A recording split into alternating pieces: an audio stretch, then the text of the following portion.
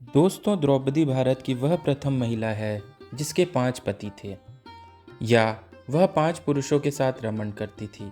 लेकिन सबसे बड़ा सवाल यह है कि आज के लोग यह समझते हैं कि द्रौपदी ने विवाह तो सिर्फ अर्जुन से ही किया था। तो क्या उसका रिश्ता सभी के साथ नहीं था? पांडवों को 12 वर्ष का वनवास और 1 वर्ष का अज्ञातवास मिला था। इस दौरान पांचों पांडव एक कुम्हार के घर में रहा करते थे और भिक्षाटन के माध्यम से अपना जीवन यापन करते थे। ऐसे में भिक्षाटन के दौरान उन्हें द्रौपदी के स्वयंवर की सूचना मिली। एक यंत्र में बड़ी सी मछली घूम रही थी। उसकी आंख में तीर मारना था, और वह भी तैल पात्र में उसकी परछाई देखकर। यह भी कि एक नहीं, पूरे 5 तीर मारने था। अर्जुन ने यह प्रतियोगिता जीत ली। तब जरासंध, शल्य, शिशुपाल तथा दुर्योधन, दुशासन आदि कौरव भी उपस्थित थे। उस दौरान बहुत विवाद हुआ, क्योंकि पांचों पांडव ब्राह्मण वेश धारण कर पहुँचे थे। लेकिन श्री कृष्ण के दखल से आखिर द्रौपदी का विवाह हो गया। पांचों पांडवों से उसका विवाह कैसे हुआ, या पांचों पांडवों की वह पत्नी कैसे बन गई, यह बहुत लंबा किस्सा है। कहते हैं कि द्रौपदी अपने पिछले जन्म में बहुत सुंदर युवती थी। सर्वगुण संपन्न होने के कारण उसे योग्य वर नहीं मिल पा रहा था। इसलिए उसने भगवान शंकर की तपस्या की, और तब शंकर जी प्रकट हुए। उस समय द्रौपदी ने हड़बड़ाहट में 5 बार वर मांगे, इसलिए उसे शिवजी के वरदान के कारण इस जन्म में 5 पति प्राप्त हुए। जब भगवान शिव ने द्रौपदी को 5 पति प्राप्त होने का वरदान दिया था, तब वह भी ये जानते थे कि उसे अपने 5 पति के साथ पत्नी धर्म निभाने में समस्या होगी। इसीलिए उन्होंने द्रौपदी को ये वरदान भी दिया था कि वह प्रतिदिन कन्या भाव यानी कौमार्य को प्राप्त कर लेगी। इसलिए द्रौपदी अपने 5 पतियों को कन्या भाव में ही प्राप्त हुई थी। हालांकि कहा जाता है कि संतान को जन्म देने के लिए भगवान श्री कृष्ण ने उसे ये सुझाव दिया कि हर साल वह पांडवों में से किसी एक के साथ ही समय व्यतीत करे। साथ ही जिस समय वह अपने कक्ष में किसी एक पांडव के साथ हो, तो उनके कक्ष में कोई और पांडव प्रवेश न करे। यदि कोई पांडव ऐसी गलती से भी कर लेता है, तो उसे 1 वर्ष का देश निकाला भुगतना होगा। माना जाता है कि द्रौपदी, जो 5 पांडवों की पत्नी थी, 1 साल के समय अंतरकाल के लिए हर पांडव के साथ रहती थी। उस समय किसी दूसरे पांडव को द्रौपदी के आवास में घुसने की अनुमति नहीं थी। इस नियम को तोड़ने वाले को 1 साल तक देश से बाहर रहने का दंड था। एक बार यह दंड अर्जुन को भुगतना भी पड़ा था। अर्जुन और द्रौपदी की 1 वर्ष की अवधि अभी अभी समाप्त हुई थी, और द्रौपदी युधिष्ठिर के साथ का 1 वर्ष का समय शुरू हुआ था।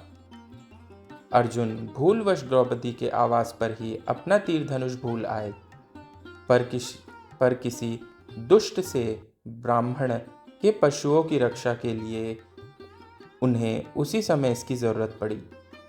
अतः क्षत्रिय धर्म का पालन करने के लिए तीर धनुष लेने के लिए नियम तोड़ते हुए वह द्रौपदी के निवास में घुस गए। उस दौरान द्रौपदी युधिष्ठिर साथ में थे। बाद में इसके दंड स्वरूप अर्जुन 1 साल के लिए राज्य से बाहर चले गए।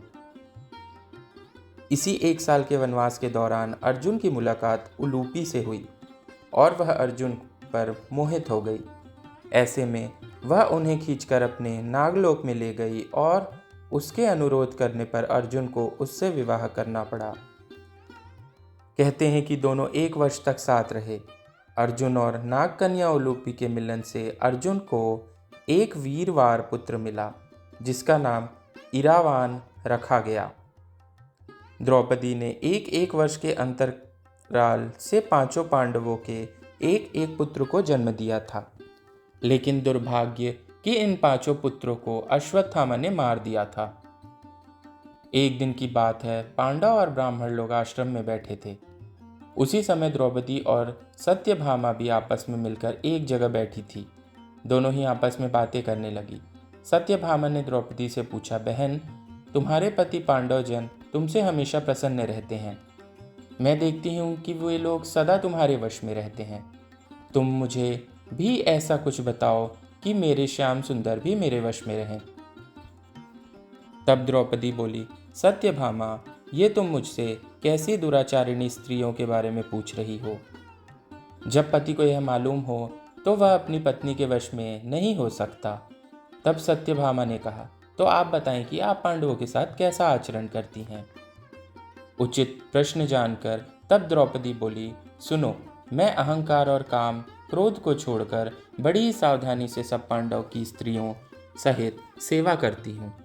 मैं ईर्ष्या से दूर रहती हूँ, मन को काबू में रखकर कटु भाषण से दूर रहती हूँ, किसी के भी समक्ष असभ्यता से खड़ी नहीं रहती हूँ, बुरी बातें नहीं करती हूँ और बुरी जगह पर नहीं बैठती, पति के अभिप्राय को पूर्ण संकेत समझकर अनुसरण करती हूँ।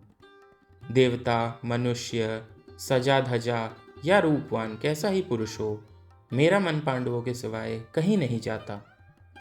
उनके स्नान किए बिना मैं स्नान नहीं करती, उनके बैठे बिना स्वयं नहीं बैठती।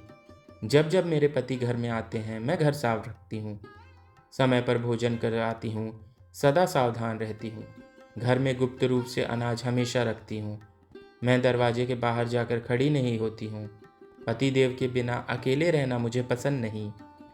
साथ ही सास ने मुझे जो धर्म बताए हैं मैं सभी का पालन करती हूँ, सदा धर्म की शरण में रहती हूँ। तो दोस्तों, आज का वीडियो आपको कैसा लगा हमें कमेंट सेक्शन में ज़रूर बताएं। यदि यह वीडियो आपको अच्छा लगा हो तो इस वीडियो को लाइक करें और हमारे चैनल को सब्सक्राइब करें। धन्यवाद और शुभकामनाएं।